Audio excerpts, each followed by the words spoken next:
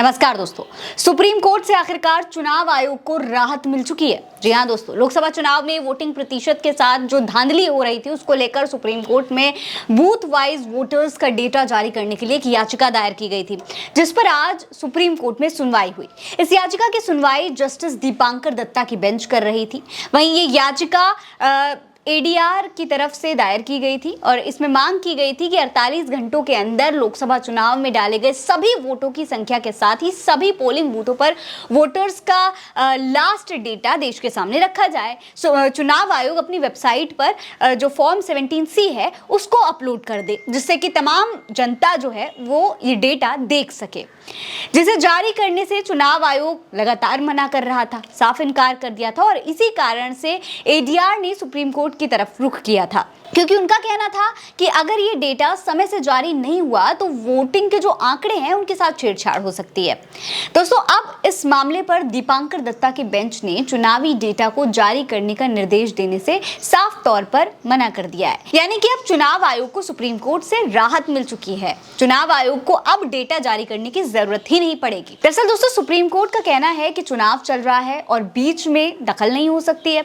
इसके साथ ही supreme court ने इस मामले की सुनवाई गर्मी की छुट्टियों के बाद के लिए डाल दी है। यानी कि दोस्तों, अब ये चुनाव आराम से हो जाएंगे, क्योंकि एक ही चरण बचा है और अब सुप्रीम कोर्ट से राहत मिलने के बाद चुनाव आयोग को जरूरत ही नहीं पड़ेगी ये डेटा जारी करने की। अब दोस्तों, आपको ये भी बता देते हैं कि कोर्ट के अंदर दोनों पक्षों के बीच जब बहस हो रही थी तो क्या कुछ हुआ, क्या कुछ बातें कही गई, वो भी आपको जान लेनी चाहिए। देखिए, रिपोर्ट के मुताबिक सुनवाई के दौरान चुनाव आयोग की तरफ से मनिंदर सिंह ने कहा कि लोकसभा चुनाव के दौरान लगातार आयोग को बदनाम करने का प्रयास किया जा रहा है, ये अर्जी खारिज की जानी चाहिए। साथ ही चुनाव आयोग ने यह भी कहा कि अर्जी सुनवाई के योग्य नहीं है, यानी कि ये अर्जी फर्जी है।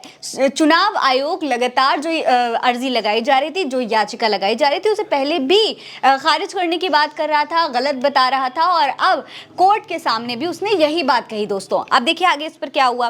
दोस्तों, इसके अलावा चुनाव आयोग ने कहा कि फॉर्म 17C को स्ट्रॉन्ग रूम में रखा जाता है और 5 से 6% का फाइनल डेटा में फर्क की बात कहना पूरी तरह गलत है। इन आंकड़ों में महज 1 से 2 का ही अंतर आया है। हालांकि जो आंकड़े आए थे वो सभी ने देखे कि क्या आंकड़े देश के सामने रखे गए थे। दोस्तों, चुनाव आयोग की दलील के बाद सुप्रीम कोर्ट ने क्या कहा वो भी देखिए। सुप्रीम कोर्ट में याचिका की सुनवाई कर रहे जस्टिस दीपांकर दत्ता की अगुवाई वाली बेंच ने कहा कि हम सीधे तौर पर अर्जी पर सुनवाई टालते हैं, सिर्फ ये टिप्पणी करते हैं कि स्टेज पर चुनाव आयोग को रिलीफ क्यों नहीं दिया जा सकता। जस्टिस दत्ता ने कहा कि शनिवार को छठा फेज का चुनाव खत्म हो जाएगा। इस तरीके की बातों को अमल में लाने के लिए मैन पावर चाहिए। हम ग्राउंड की स्थिति को लेकर बेहद सहज हैं और हम समझते हैं कि इस मामले को गर्मी की छुट्टियों के बाद सुनी जाएगी। हम छुट्टियों के बाद इस मामले को सुनेंगे। यानी कि कोर्ट ने ये कहा है कि हम जो दावे किए जा रहे हैं उसको साफ तौर पर खारिज नहीं कर सकते, उस पर कोई टिप्पणी ही नहीं करना चाहते हैं, उस पर बाद में सुनवाई करेंगे। लेकिन अभी इसे इसलिए टाल रहे हैं क्योंकि अभी आपको जमीन पर और मैन पावर की जरूरत होगी। यानी कि अगर अलग अलग बूथों से डेटा इकट्ठा करना पड़ा तो फिर उसके लिए आपको और लोग चाहिए होंगे और मैन पावर चाहिए होगा, जिसमें लगेगा टाइम। और अभी चुनाव का आखिरी फेज बचा हुआ है, इसीलिए अभी सुप्रीम कोर्ट सिर्फ इसको टाल रहा है। यानी कि जब गर्मी की छुट्टियां खत्म हो जाएंगी उसके बाद इस पर एक बार फिर से सुनवाई की जाएगी। वहीं दोस्तों, चुनाव आयोग ने एडीआर की अर्जी पर निशाना साधते हुए ये तक कह डाला कि सुबह फैसला आता है और शाम को वही लॉबी नया मुद्दा लेकर आयोग को बदनाम करने में जुट जाती है, जिसको लेकर वो सुप्रीम कोर्ट से इस अर्जी पर भारी जुर्माना लगाने के लिए भी कह रहे थे, इसको खारिज करने की मांग भी कर रहे थे लगातार। पर कोर्ट ने ऐसा कुछ भी नहीं किया। कोर्ट ने उनकी ये जो मांग थी कि जो लोग सवाल उठा रहे हैं उन पर जुर्माना लगा दिया, जो इसको पूरी तरीके से खारिज कर दिया है। मगर इसके अलावा आयोग ने ये भी कहा है कि ये लॉबी लगातार आयोग की छवि खराब करने की कोशिश कर रही है